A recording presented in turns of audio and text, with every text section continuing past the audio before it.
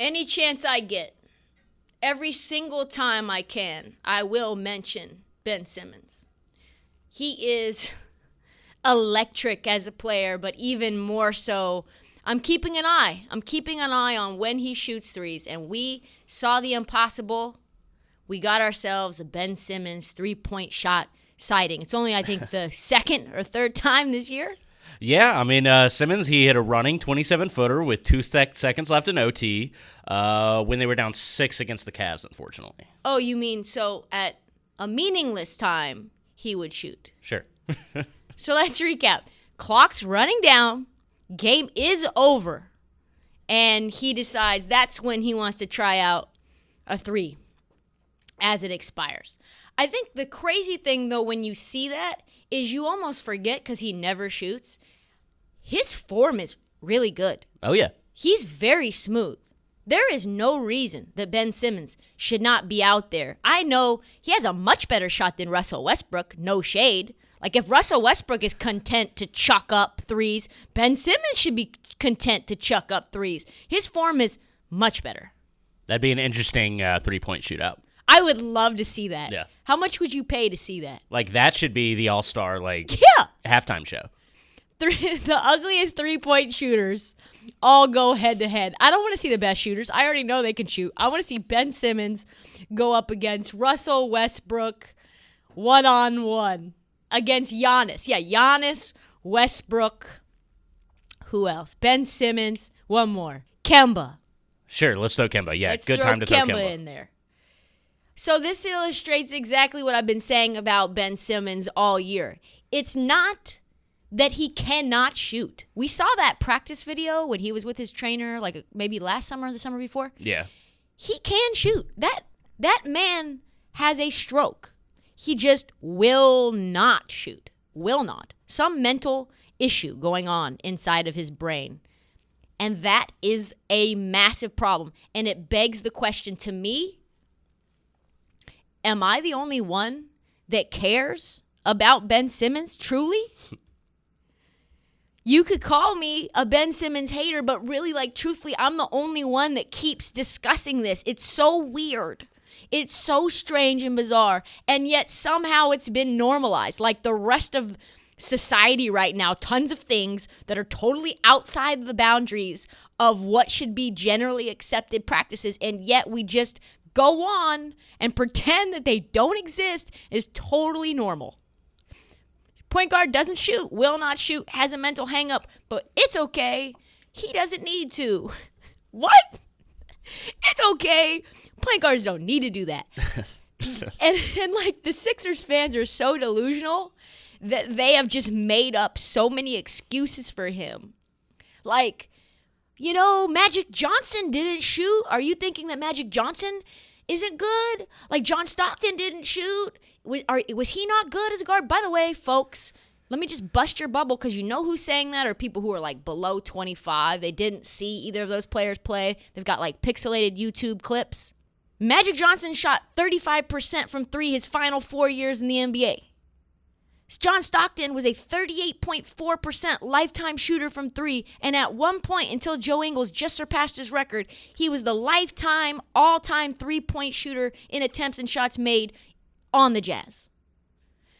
What are you talking about? And then what else do they say? Oh, he does everything else well. So, that makes up for his inability, or we'll call it refusal, a blatant refusal to do a big part of his job. His defense is underrated, so who cares that he won't do this? Excuses, excuses, excuses. And you know who does not want excuses, according to multiple articles, because I went in right after that Ben Simmons 3, read a bunch of things about him. Ben Simmons doesn't want excuses, folks. He told ESPN his number one weakness is that he has to rely on other people to hold him accountable. He does not personally he is such a perfectionist and needs people to push him to do the things that make him uncomfortable because he won't do that for himself. He's so afraid of failing. His perfectionism is such to an all-time high. He needs people to push him to force him to do things he does not want to do because he's not great at them. And so maybe his teammates are failing him. Maybe his coaching staff is failing him. Maybe his goddamn fan base is failing him. And they just keep enabling this behavior, gaslighting that these deficiencies don't matter. I'm sorry, folks, they matter. That matters. We are just in the wrong. I am a hater. I am in the wrong for even making mention that he won't shoot. Every time. It's like, oh, you're just trolling us. You're just, no, folks, I'm not. I mean, I am, but I'm not. Ben Simmons knows this is a problem. You know how I know? Because he hired a sports psychologist to get him over that mental block, which has not happened. He hired a skills trainer to teach him to be comfortable shooting. That has not worked. He said, I could be one of those guys shooting 30% from 3 right now, but I would rather be one of those guys shooting 40%. I mean... Math. That's math for you. He's so caught up, and I'm worried about being one of those guards that can't shoot threes. I'm worried about being Rajon Rondo. I'm worried about being Russell Westbrook. So you know what? Fuck it. I'm just not going to shoot until I can shoot 50% from 3. And it's like you're never going to get there if you don't do it in the game, Ben Simmons. That's a fear-based, to me, that's a fear-based mentality. That's a mental hang-up that is associated with perfectionism. Would you agree? Yeah, absolutely. I mean, there's no doubt that there's some sort of block going on there for him. There's no doubt. Because even if you shot 31% from deep, you are now a more dangerous team. Ask Giannis. Just 1 out of 3. We know that Giannis can make a few, so we're not going to just let him shoot at will from 3. Ben, do not be scared to fail. You are too good to be scared to fail. The sports psychologist said this, which was so incredibly important and also lets me know that his team, organization, and fan base is failing him. She says, if I was in charge of the Sixers, I would tell him, if you don't take a pull-up jumper and a perimeter shot in every half, I don't care what your percentages are, you're sitting on the bench. A mental health expert who has a PhD in this told Brett Brown and probably Doc Rivers that the blueprint to making Ben Simmons be a monster is to hold that man accountable. Carrot and stick. He already has the carrot. We all praise him. Oh, Ben Simmons, so great. Best defender in the league. There's no stick, except for me. Stick, stick, stick. You know? It's crazy. It's crazy. I promise you, though, Ben. I promise I will be there for you. I care about you. I will be there every step of the way to say, great game, Ben. Still no shooting. Sick three-pointer when nothing, literally 0 was on the line. Nice work. Where did you go in the fourth quarter, Ben Simmons? Still hitting those hook shots, staying in your comfort zone, like you said, hard against the backboard, doing nothing that makes you uncomfortable. Literally, he said, I could shoot a 3, but I could also hit this sick hook shot that I've been doing my entire life. I'm much more comfortable doing that. No shit. So fans and Ben's sister, the PSA is this. You may hate me. You may call me Trysta Bayless. You may say you're a fucking troll. But to me, this is tough love. And tough love, I'm ready for the smoke. I am ready for that because Ben Simmons could be one of the most transcendent players we've ever seen, or he can be a multi-all-star that looks back on his career and says, what if? What if I went outside of my comfort zone and would shoot? And truthfully, maybe I'm helping. Looking at his performances every time I go ham on Twitter. The first game back, he had a career performance, 42 points. I said, Ben, you're not efficient. And I know he saw it because his sister saw it. Wasn't efficient. I think he was 57% from the field that game, even after the 42-point performance. And it was like, how do you go 100% from the first quarter and still shoot less than 60% from the field when you're in the restricted area? And his sister tweeted at me, went after my lips. And you know what happened the next game? oh my God, Ben Simmons' most efficient performance I've ever seen. So I am going to continue to inflame. I am going to continue to poke the bear. I'm going to continue to take the smoke. You know why? Because I want the best for Mr. Balloon Hands, Ben Simmons. I'll be honest, when I saw this news, I didn't want to touch it. I saw Zlatan say some shit about LeBron that seemed like it was bordering along politics. And it wasn't bordering. It was just right there. And I was like, no way. This is not making the rundown, folks. I'm staying all the way away from this. Yeah, you're talking about our boy Zlatan Ibrahimović. Yeah, man. Best known in the U.S. for playing for the Galaxy. Played in Sweden. He also has been saying outlandish shit all the time. Yeah. He is one of those people who has said egotistical comments galore. And what he said was about LeBron. This is what he said. I don't like it when players talk about politics. Do what you're good at, a.k.a. the sport that you get paid for, and stay out of politics. And there was no response at this time from LeBron. So I was like, you know what? Why even touch this topic at all? It's too hot. But LeBron is such a huge footy fan. Dude is even a minority owner of Liverpool. Did you know that, Marty? Yeah, I remember he used to wear like a Liverpool like crest and like post-game stuff, so yeah. Yeah, was pushing for it. Last year's EPL Champion League winner. Hundreds of lists of the crazy things Zlatan has said over the years, ranging from I can't help but laugh at how perfect I am to when you buy me, you're buying a Ferrari, not a Fiat, or I forget what the other car that he was. So I was ready to move on, right? Yeah. And then someone fanned the flames and they were like, LeBron, which I love. I love when reporters know they're gonna get an answer that's going to rock the airwaves. Yeah. And I don't know if you've ever been in these moments, but like when it's you, your heart's just pounding because you know you are about to set the internet ablaze. Yeah, I can imagine. The feeling. Your heart is pumping. Okay, how do I get this out right? How do I say it perfectly where I'm not the one that gets flamed and I'm not the one that's like basically accused of inciting drama? Because that's what you're doing. Right. You know that you want an answer, and an answer that's going to transcend the internet. So they ask LeBron, hey, what do you think of Zlatan's comments?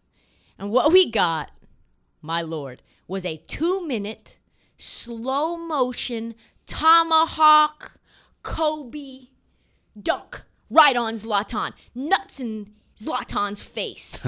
Ant Edwards dunk in interview form. Play the clip. At the end of the day, I would never shut up about things that's wrong. I preach about my people, and I preach about equality, social injustice, racism, systematic voting, voter suppression, things that go on in our community. Because I was a part of my community at one point and seeing the things that was going on, and I know what's going on still because I have a group of 300 plus kids at my school that's going through the same thing. And when he says he has 300 kids, for folks who are not up to speed, he's talking about the I Promise School that he founded, created, funded. A school where he pays for underprivileged kids, their tuition, their breakfast, lunch, and snacks, food for the family for the pantry program, school supplies including a computer, a bike with a helmet, transportation for the kids within 2 miles, GED assistance for the parents, free college education for anyone who graduates. Come on now. So when he's saying he's putting his money where his mouth is and he cares about his community, that's not all talk. Continue. They need a voice. And I'm their voice. I'm their voice, and I use my platform to continue to shed light on everything that may be going on, not only in my community, but around this country and around the world. So pause. So this video alone, at the time that I looked this up, more than 3 million views. So when he's saying that his voice transcends, that's what he's talking about. Massive platform. Play again. If there's no reason, I won't say no reason, but there's no way I will ever just stick to sports because I understand how, how this platform and how powerful my voice is. Big facts. And he can just ask Renee Montgomery, if I would have shut up and just dribbled. Seeing that beautiful black woman today, be a part of a group where she's part of an ownership group now with the Atlanta Dream down in Atlanta. And it's funny he say that because I believe in like 2018. Pause. So also he talks about Renee Montgomery. That was in Atlanta. Also, LeBron in Atlanta worked with not only the Hawks, but multiple other NBA franchises to create voting centers inside of NBA arenas to stop voter suppression. And that's not voter suppression of any one particular group. That is, well, I mean, it is, but it's for everyone to use. It is for everyone to use. It's not like certain groups are kept out of those voting centers. That is not a political move. That is a patriotic move.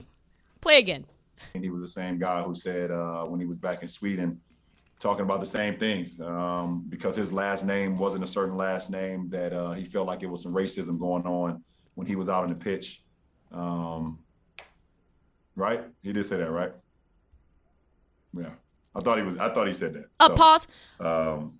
Is LeBron going directly at Zlatan's head? Because it appears that he is. He is calling him out on his bullshit. And what you don't see, because you're listening to a podcast, is that on this video, which you can see, Marty, because you're playing the clip, he has a perfectly centered smirk on his face while he's sitting shirt off, looking ripped as fuck. Did he say that? Because I think he said that. I was pretty sure he said that. Keep going. I speak from a very educated mind. I'm kind of the wrong guy to actually go at because I do my homework. I'm kind of the wrong guy to go at, Zlatan, because not only do I do my homework, I complete the tests, I even teach the lessons, and I put my money where my goddamn mouth is. Did he pull out receipts fast or what? Oh, my God. Oh, my God. Is that true? What did Zlatan actually say, Marty? What was LeBron referencing? Okay, here's the full quote. He goes, the media, still attacks me because they cannot accept that I am Ibrahimović. If another Swedish player would do the same mistake I do, they would defend them. But when it comes to me, they do not defend me. This is about racism. I don't say there is racism, but I say there is undercover racism. This exists. I am 100% sure because I am not Anderson or Svensson. If I would be that, trust me, they would defend me even if I would rob a bank. But they're not defending me in the way that they should. It doesn't seem like Zlatan is talking about soccer. It doesn't seem like he's staying in his lane about what he's good at. Seems to me that Zlatan is talking about race and racism. Exactly what he's saying LeBron should not be talking about in a different country that he is not a part of and is not fully aware of the dynamics in. And guess what? By the way, as an aside, do you know, Marty, who Zlatan's hero is? No idea. Muhammad Ali is his hero. I think consensus is that Muhammad Ali is the most political athlete who has ever lived. I fucking hate hypocrisy so goddamn much. I was in LA when the Galaxy announced that they had signed Zlatan. I know that he's great. And I know he says a lot of stupid shit too. When he took out the full page ad that my said God. You're welcome. Yes. Yeah. When you say the kinds of things that Zlatan says, maybe it's you that should stick to just talking about your sport. Maybe for the folks who have other interests, are educated on other topics, and want to make an impact outside of the game, they can talk about other things. Maybe it's just you, Zlatan, that needs to follow your own goddamn advice. Because an articulate, educated, intelligent man should be able to talk about other things than just what he does for a living, especially when it gets people to get an ownership percentage of a new team, especially when more people are able to vote as a result, and especially when hundreds of kids end up going to college because he decided to fight for them. So maybe as you, Zlatan, shh, be quiet. This league. Here's what we know. The Spurs are shopping. And they're not shopping to buy, it appears. They're shopping to sell. Spurs are 5th in the West. But it looks like they're moving, maybe, their two best players in LaMarcus Aldridge and DeMar DeRozan? That doesn't make sense, does it? To me? Does it make sense to you? Aldridge, maybe. DeRozan, no. He's playing pretty well. Aldridge does make sense because he's coming off the bench, but really, what are you going to be able to get for him? Right, yeah, no, in terms of return, yeah. $20 million a year, and it's like, I don't want that player. No. So it doesn't make sense at first glance, but when you look closer, it kind of does. DeRozan and Aldridge both on expiring contracts. DeMar's making $28 million, and Aldridge is making $21. And it appears, listen, I don't know what's going to happen, but it appears that neither guy is going to get a deal done to re-sign.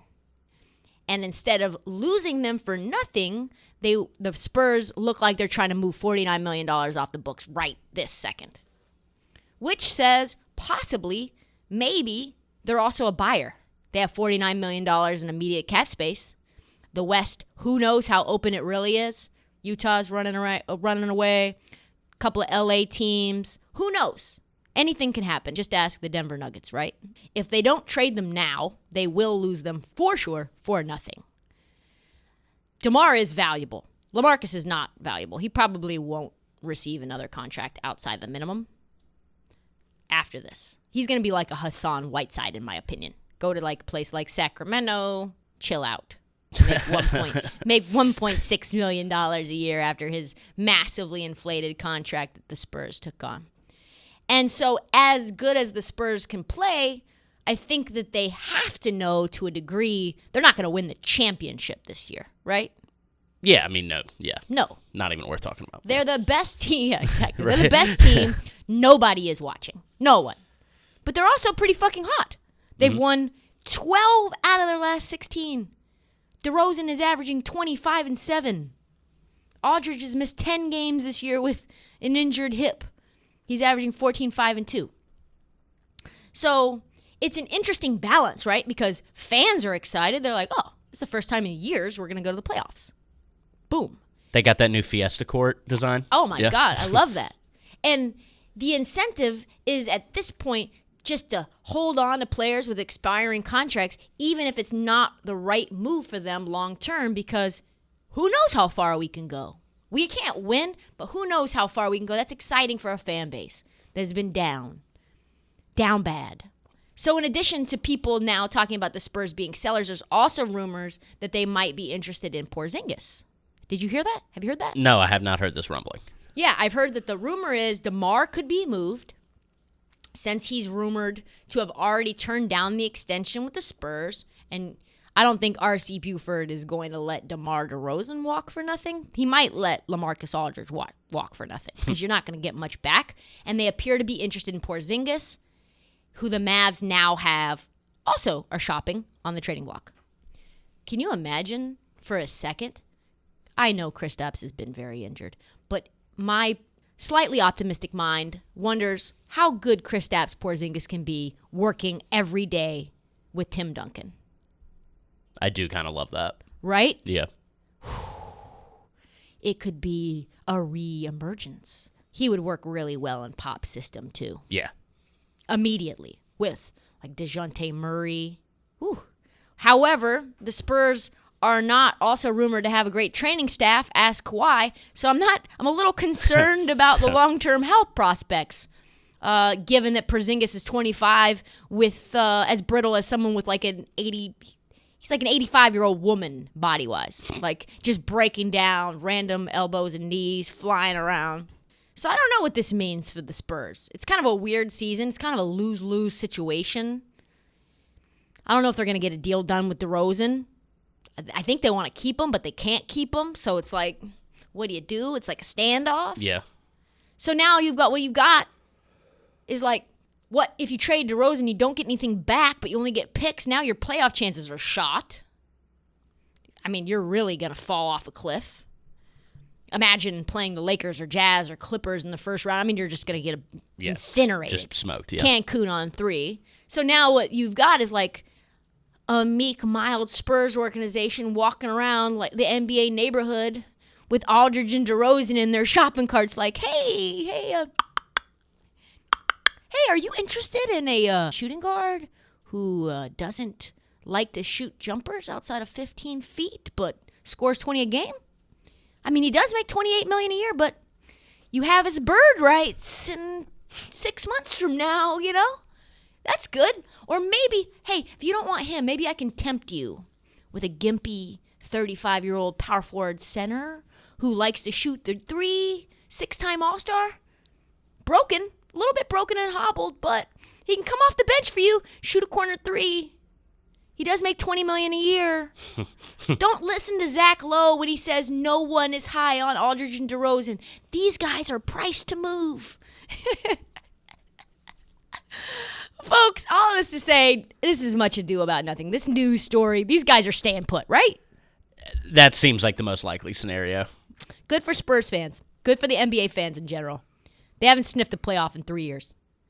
Good for Pop and the franchise. I mean, but very sad for R.C. Buford, who's going to let two guys that get paid a lot of money walk for nothing in return, and they're still going to get bounced in the first round regardless. So, NBA purgatory, what a tough place to live, but it's part of the business, huh? This league. I always try to get us different songs for the question segment. I like it. Well, before we get into the DMs, I have a question for you. I saw Brandon Tierney tweet the following question, and I wondered what your reaction was. He wrote, All right. Legit question. At his absolute apex, was Chris Bosh ever better than peak Julius Randle? I guess he means Julius Randle right now. And then he ended that with, the answer is no. Every time you see someone in the media say legit question off the top of their tweet, it is not a legit question because they know it's Jokeville, hence the reason they have to qualify it with, I'm being dead ass serious because this is a joke hypothetical. Throw it out. Anybody actually thinking about this debate probably didn't watch Chris Bosh as a Toronto Raptor. Would you agree with that? Yeah. Or forget. Yeah. Or forgot. Yeah. Because Chris Bosh was a monster. Monster in his, because we're talking about peak Chris Bosh. Yeah. All NBA first team. All NBA first team. Player efficiency rating, let's talk about that. In his prime, his player efficiency rating was only surpassed by, this was right before he went to the Heat, only surpassed by Kevin Durant, D. Wade, and LeBron. That's it. That's it. That's elite company, folks. That's the complete list. This guy had a true shooting percentage of 60% as a man who was 7 feet tall. What? 6'11", won the shooting skill game at the All-Star game 3 years in a row. Quickness, high basketball IQ, could play lockdown D at his size, could switch everything, had an insane post game, could pass, 11-time All-Star. How many All-Stars has Julius Randle made? 1, which is 10 less than Chris Bosh. Yeah, one. Also, he was All-NBA second team. He wasn't first team. That was a mistake on my bad. So Knicks fans are literally dancing in the streets because Julius Randle is pulling them up from the depths of hell, and James Dolan is the worst owner in sports, and so any bit of something they're clinging to, you are our messiah, Julius Randle. You're better than anyone ever. But come on now. Can we just please keep things into perspective and put some respect on Chris Bosh's name? Because it's just, it's inexplicable. I almost don't have words for this. The year that he formed a super team with Bron and Wade, right before he went to the Heat, which we will call his prime, we already talked about his player efficiency rating. Bosh had a higher player efficiency rating, true shooting percentage, more win share, better rebounding percentage, better blocking percentage, better turnover percentage, and averaged more points than Randle this year. Wow. I'd say that's pretty damning. He obviously redefined, if you're like a young millennial, you don't know this, but Chris Bosh redefined what it meant to be a big in the NBA. If he was healthy right now at 36, he might be better than Julius Randle right now. That's a tough take. It's debatable. It's debatable. Yeah, I don't know. I love Julius Randle, but yeah, I mean, he came into the league at a really important time, like kind of a crossroads for big men, and he just bridged the gap better than really almost anyone. Just about anyone. If Chris Bosh was in his prime right now, he'd be averaging 30 and be a top player in the NBA. Yeah. Prime Bosh, like Prime Bosh, 25-year-old Bosh, yeah. 25-year-old Bosh in 2021 would be a monster. Killer. The NBA is tailor-made for his game right now, and he was a part of making it what it is right now. So let's put it another way for fans who don't seem to get my message. Would the Knicks right now be better with prime Bosh than they are with prime Randle? Yes. Because Bosh is who you guys thought and salivated all over Kristaps Porzingis. He's a better version of what you hoped Kristaps Porzingis would be, which you thought was going to reinvigorate and turn your franchise around. Would Julius Randle be on anyone's super team ever? Would you ever form a big three, including Julius Randle? The answer is no. Is there any ESPN special focusing on where Julius Randle is going to go in free agency? The answer is also no. Please put some respect on Chris Bosh's name. Yeah, no, glad I got your response on that one. Okay, so next up we have, what's the worst signing your team has ever made in your NBA career? It was a good question. So I would say it's not one signing. It was 1 year. Do you remember when the NBPA basically strong-armed the NBA to not smoothing the salary cap curve, and it just spiked up randomly that in 2016 summer? Yeah. The year that Kevin Durant got to go to the Warriors in a fleecing because it was one opportunity where the cap had spiked up like crazy. Mm-hmm. So it's going to go down. 2016 is going to go down as maybe one of the worst free agent signings for any team ever. Yeah. Why? Well, we had, with Portland Trailblazers, it was the worst for us. Salary cap spiked, and we got Myers Leonard for $41 million. Allen Crabbe, 4 years, $75 million. Does any casual fan even know these players?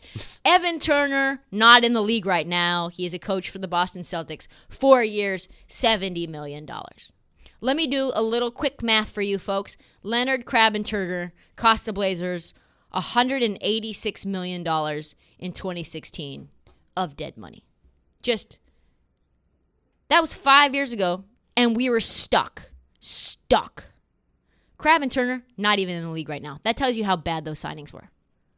That was maybe the worst signing the Blazers have ever had. They call that the year of the albatross. They say that Blazer GMs, that Neil O'Shea has a little 2016 Post-it note on his refrigerator, like, remember 2016, how bad that was, how long that took you to come out of. And you have to say, how incredible was it that team without Allen Crabbe, because we traded his ass, that team with Evan Turner and Myers Leonard and those albatross contracts, somehow, some way, we went to the Western Conference Finals. How is that possible?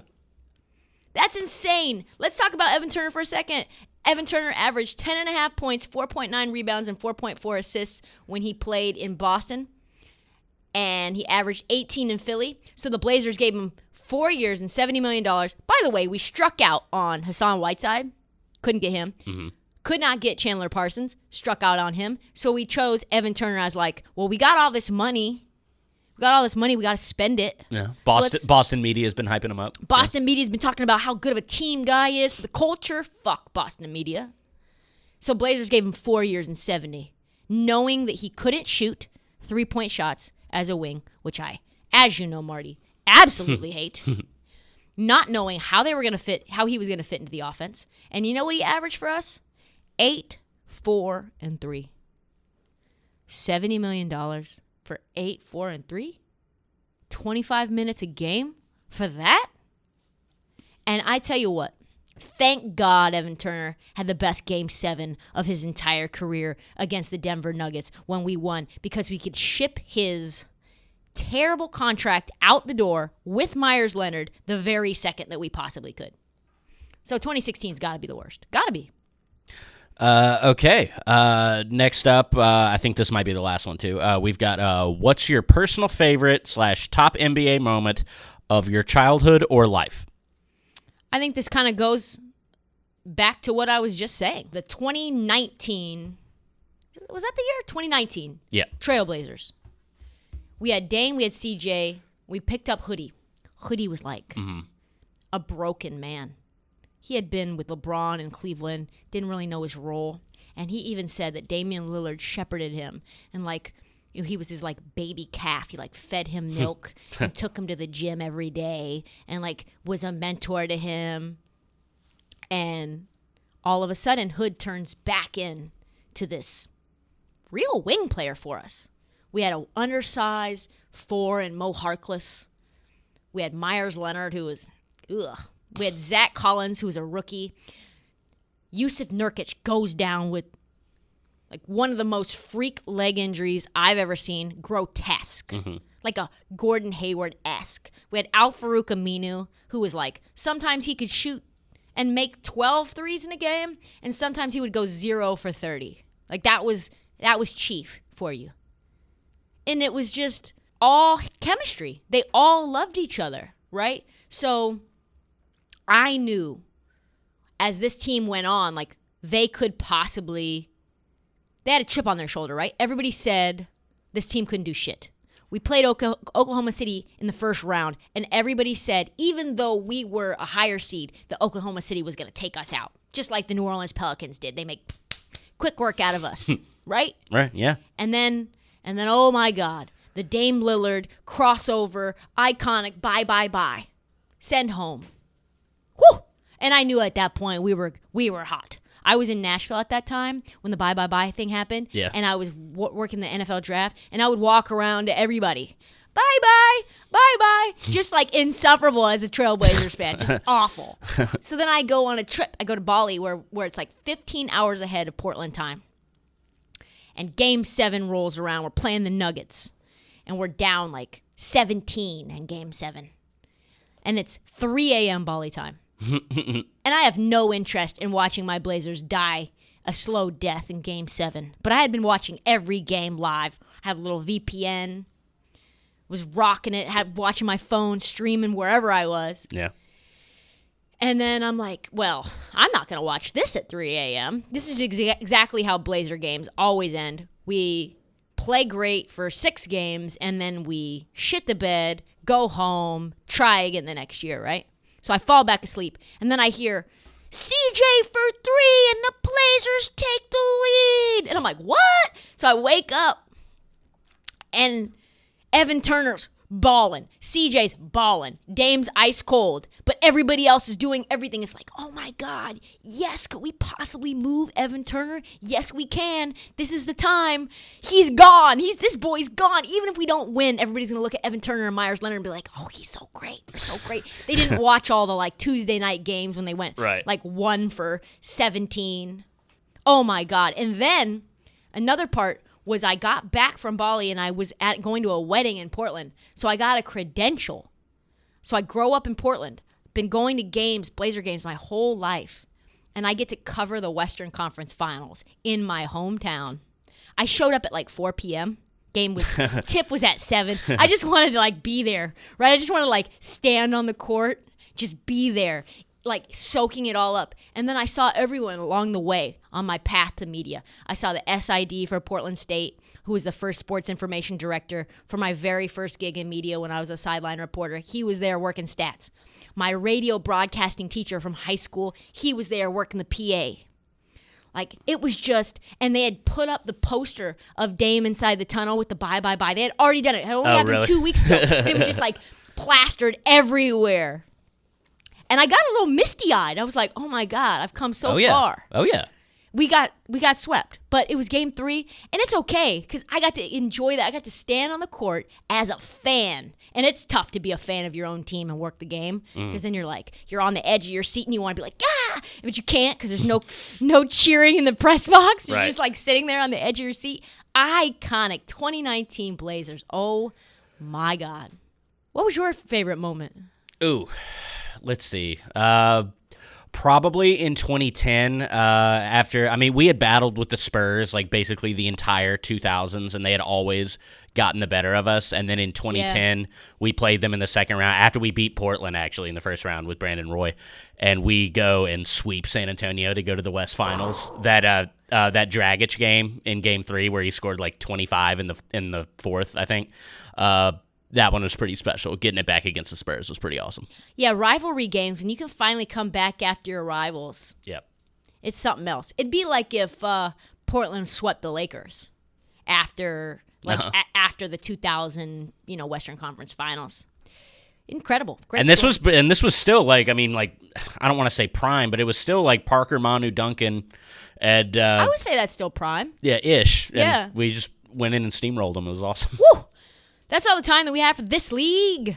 Please subscribe. I'm getting DMs of people unsubscribing and resubscribing, by the way, folks. So please do that. Please unsubscribe, resubscribe, rate, review. By the way, there's a lot of trolls hating in the review section, so please bring my ratings up. It's either 5 stars or 1 stars. I need a little more 5s because right now I'm sitting at like a 2.5 rating, which is fine. It's mostly due to the Ben Simmons hate, but it does make a huge difference for us, all of us. We also have This League hoodies on sale in the Barstool store. More merch will come. Please and thank you. We will be back Friday morning. This League.